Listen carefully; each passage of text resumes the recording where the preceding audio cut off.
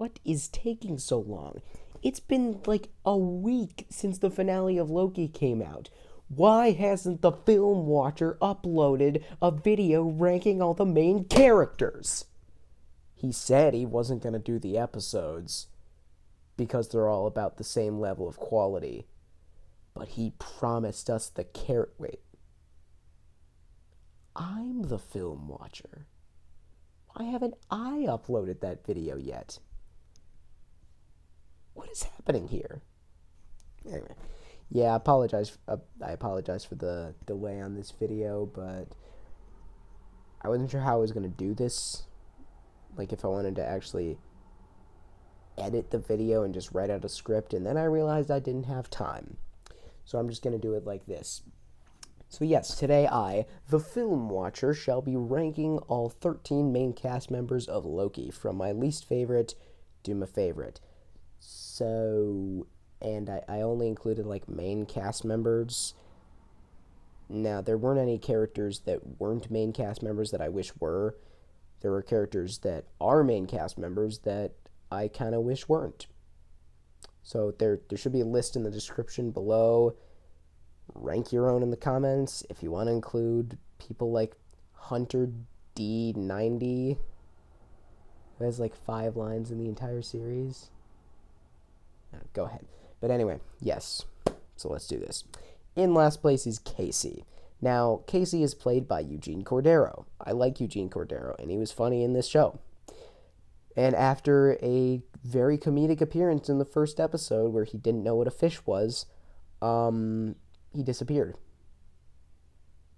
It was like he had a cameo in the second episode where Loki like tapped him on the shoulder or something, and he turned around and he was like, "You!" And then I think he was in the last episode, and he was a Minuteman in like the bad timeline that Loki was in at the very end of the episode, and I was like, wait a minute, is that Casey? Really?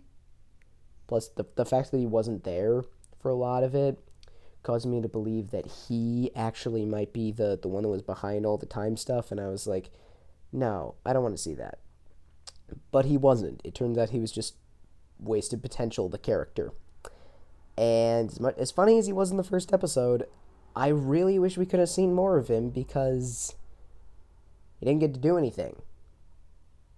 Maybe we'll get to see more of him in season 2, but it seems like the show kind of wrote themselves into a corner with this character in particular, because it seems like with the setup of this series itself, it seems like there's not a lot of room for him. So why'd they have to make him a main cast member at all? So that was weird. Anyway, moving on. Number 12, Hunter C20. She was fine.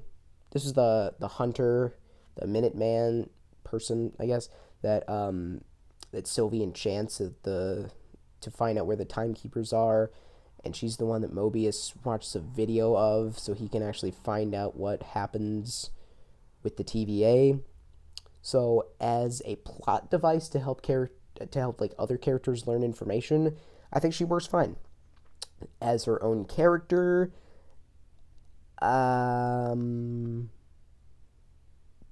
she's not really a character. She's kind of just a plot device for other characters to figure out things. So she never really stood on her own. She kind of just was there to move the story forward. So yeah, she was fine. There's no really, I don't really have any problems with her. It's just plot device more than a character. So yeah. Number 11, Miss Minutes. I think the way they did her design was really cool. How it is 3D, but it still looks like a 2D design. I liked that. Similar to what Space Jam 2 is doing. I have not seen Space Jam 2, but it looks good. So, yeah. And then I think Miss Minutes is pretty funny, especially the interaction she had with Loki in episode 2, where she was like trying to teach him about the TVA. That was pretty funny. And honestly, judging on how I was highly disappointed with WandaVision and Falcon and Winter Soldier's final episodes, each of them, I genuinely expected Miss Minutes to be the big bad and me to be disappointed. And there was like this 5 minutes, like, no, 5 minutes, 5-second thing in the very last episode where Miss Minutes just shows up on screen. And I was like, no, Loki, no, don't do this. You've been so great so far. You can't mess it up like this. You can't!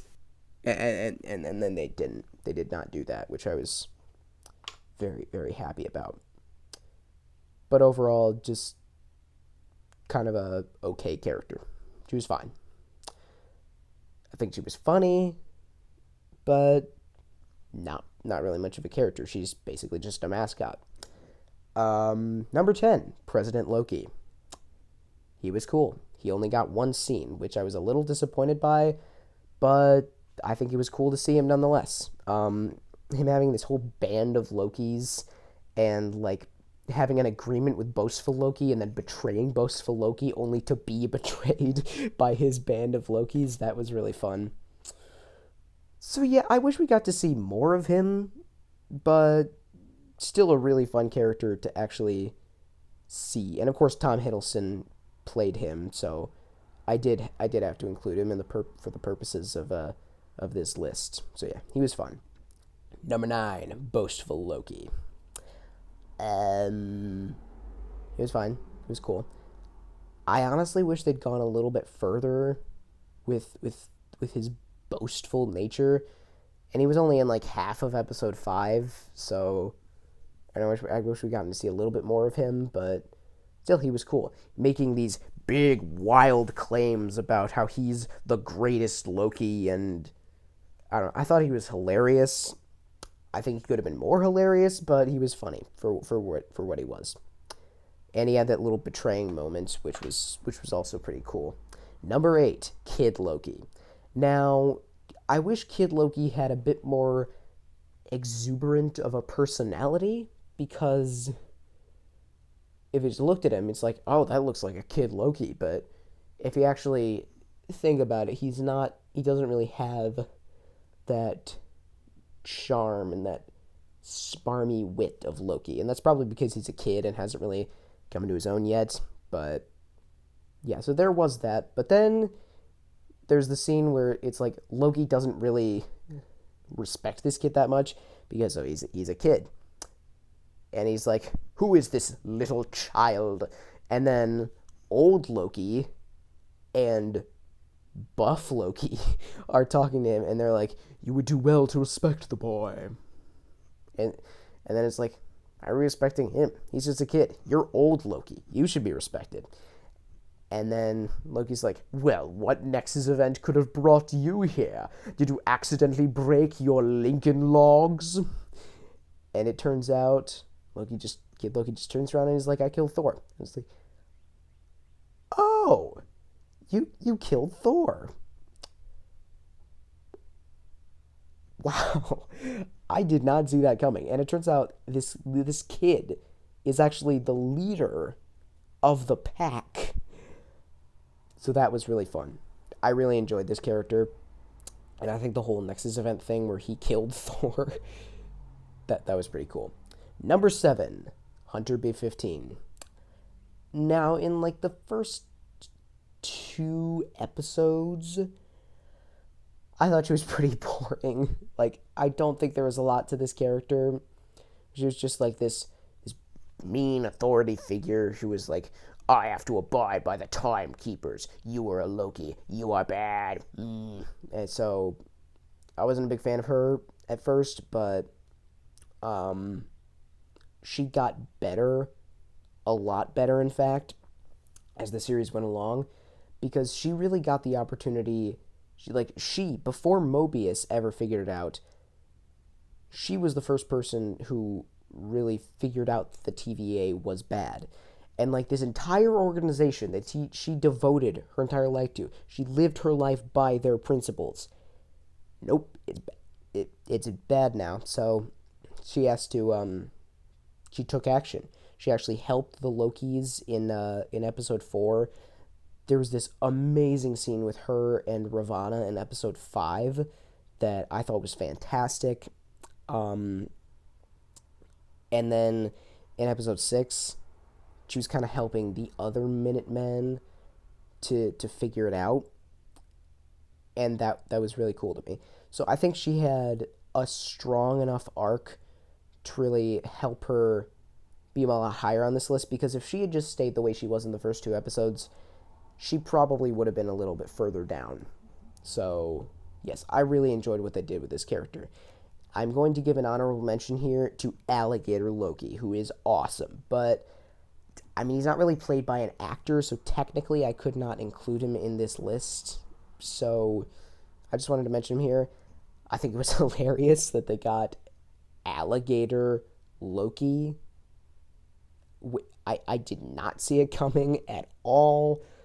I thought it was a lizard in the end credit scene in episode 4. I didn't even see him the first time I saw that scene. And then it turns out his Nexus event was eating the wrong cat. Which is just, that's so funny. That's such a clever little detail that they threw in there. I liked that.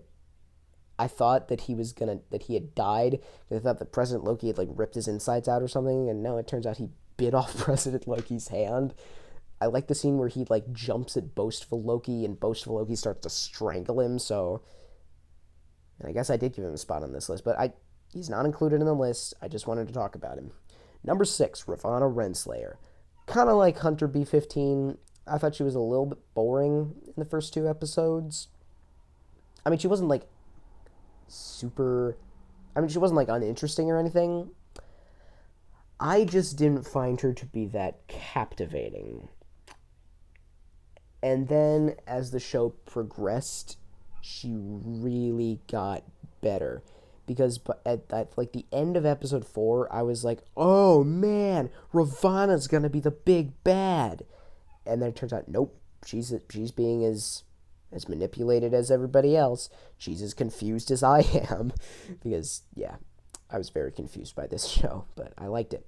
And then, by the time episode 6 rolls around, it's like, oh, she's actually going to find out what her life was before this. And we see that there's, like, a variant of her that's a principal at a high school, or a middle school, maybe? I don't know. But that was cool. I'm really interested to see where this character is taken. Started out a little rough, but definitely got better as it went along. Number 5, He Who Remains, a.k.a. not Kang the Conqueror. I've heard comparisons to Oz the Great and Powerful, and that's valid. Very. So we didn't get to see a lot of this character. I wish that he didn't look like Hannibal Buress when he first showed up, but still, what a cool inclusion. I mean, dude, it's Kang. You know where the MCU's headed. We're doing all the multiverse stuff. It's branching off. There's multiple timelines. What if? This will lead into what if. So yeah, I loved this character. I think Johnathan Majors, I've never seen him in anything before this. So when I heard that casting, I was like, who the heck is that? And I was expecting him to be a little bit boring and straight-faced and serious all the time. But that was not the case at all, because he was this giddy, goofy, hilarious dude who seemed to, like, be completely indifferent about everything that was going on. It was like, hey, go ahead. You can kill me, you can schlock my head off over here, and I won't care. Or you guys can take over. Do what you want. I couldn't care less. Worst versions of me going to show up, so, it's probably going to be me taking the spotlight sooner or later, so. So yeah, I really enjoyed this character. I did not see it coming. I honestly didn't. I'm not sure who I expected the person at the end of time to be. My main theory was that it was probably going to be Miss Minutes, because I figured that Loki was going to go downhill in its finale, like WandaVision and Falcon and Winter Soldier. But I'm glad that they didn't do that, and I am really glad that this happened. And yeah, I mean, it's Kang. This version isn't really Kang, but still, I don't know if they're actually going to put him in the blue makeup. But, I mean, they showed in that little metal decoy model thing that he did that it looked like the Kang costume from the comics, so that was cool. Number 4, Classic Loki. What a cool character. Oh, man. Now, when Richard E. Grant was cast in this show, I was like, oh, he's going to be old Loki. He's going to be the villain. But no, not really. He was like that showed up for like one episode. I figured he was going to be the evil variant that ended up being Sylvie, that was going to be the big bad guy. But no, that was not the case. And I actually like this better than my theory. Plus, I mean, Richard E. Grant is awesome. He's just hamming it up here. He's done a lot of serious performances, like in Logan and in Rise of Skywalker, where he was this general dude and he was so serious all the time. He was like, as I served you in the old wars, I will serve you now. Then he got yanked from the... We're not talking about Star Wars right now. And then here he was so funny. And then I really liked the way they incorporated his backstory, how it felt like Kid Loki, they dropped that big bomb about how he killed Thor. Boastful Loki, I honestly don't remember what his Nexus event was. I should look that up sometime. And then Alligator Loki was just this little sentence. But with this Loki, we get to see his full backstory, because really he's the closest that we have to the Loki that we know. So I really like how they incorporated him turning into debris and then just floating around. They never explained where he got that goofy looking costume, but I don't care because the costume is amazing. And yeah, I really enjoyed this character. His sacrifice at the end was awesome. I like that they played Ride of the Valkyries while he was doing it. And I like that we got to see his powers. Like, we never got to see the other variant's powers. He is literally rebuilding Asgard via illusion. And I think it was cool how he actually managed to find his glorious purpose by the end of the episode, which, I don't know, it was a really cool usage for the character. I don't know if we're ever going to see him again, but I honestly don't mind. I think it was really cool how he was utilized here. Number 3, Mobius M. Mobius. Now, Mobius wasn't in the third episode, and that's probably the only reason why he's number 3 and not number 2 or number 1, but still. Also, we never got to see him riding a jet ski. Like, what's up with that? Seriously, Marvel. You put that in our faces, then you just don't deliver? Are you kidding me? Are you kidding me? Are you kidding me? 0 out of 10 show. I'm declaring. No, I'm kidding. Yeah, Mobius is hilarious. Of course, you got Owen Wilson, a comedy mastermind. And I don't know, he's just hysterical.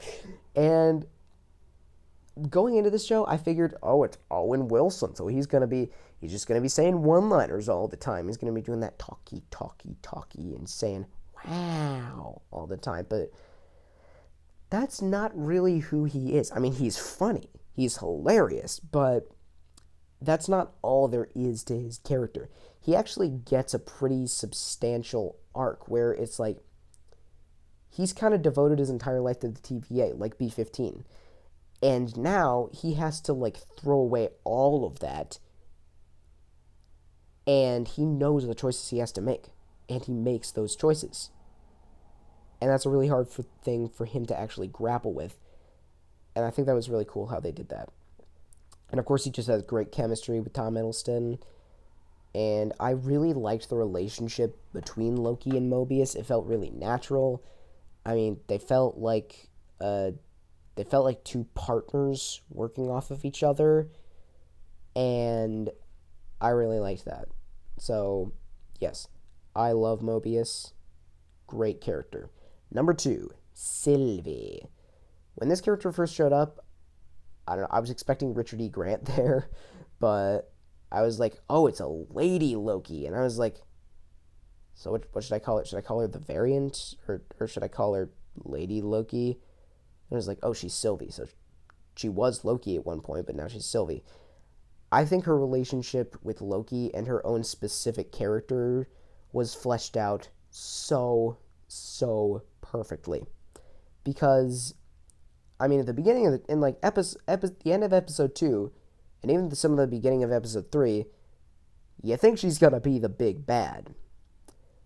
Nope. Complete 180 in episode 3, where it's like, oh, she's actually kind of nice. And she's shown to be similar to Loki in that she's still very arrogant, but I think she's a lot more headstrong than he is.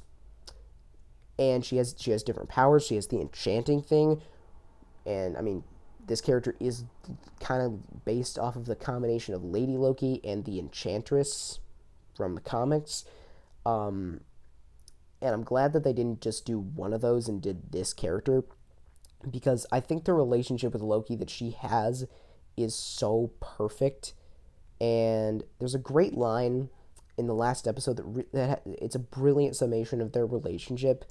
It's like, you can't trust, and I can't be trusted. That's literally perfect. I love how this character was used. She really felt like she was always in control. And she was great in action sequences. I liked how she always took control of Renslayer, and she never took crap from anybody. And again, her relationship with Loki was fleshed out perfectly. Perfectly.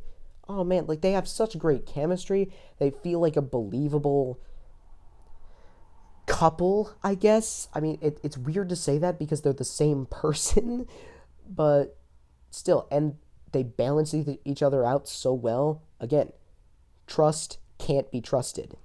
So, yes, such a great usage of the character. She is easily the best variant of Loki that we saw in this show. I mean, like, okay, there was the variant of Loki who time traveled back in 2012, but you know what? That doesn't count. But anyway, so yes, I love this character. I'm really excited to see more of her, and it was her choice at the very end that is gonna mean very big things for Phase 4. So yes, great character. But number 1, Loki.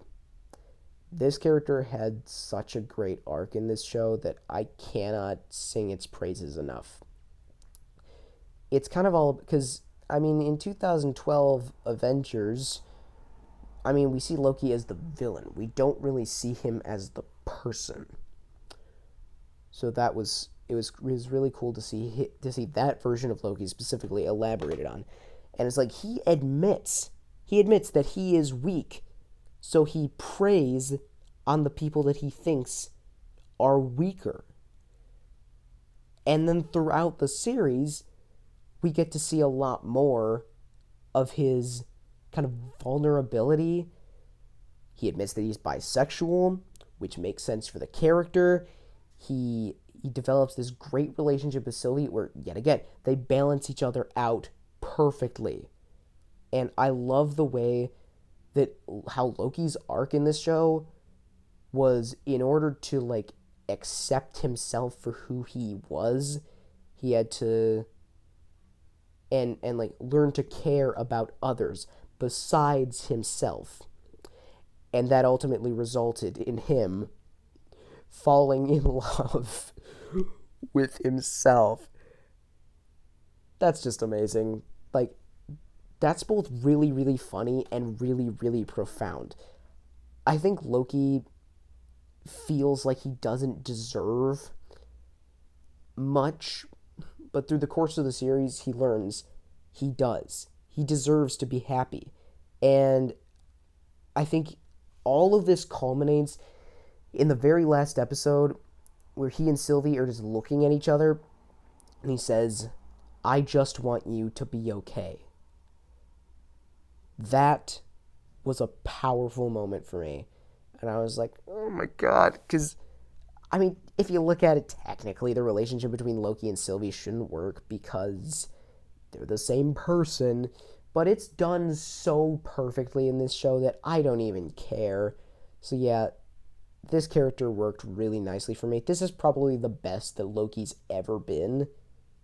Except for maybe in Ragnarok. But even then, no, this is the best that Loki's ever been. So, that is my Loki character ranking. Comment your own in the comments. Like, subscribe. Thank you guys for watching, and as always, keep calm and watch out.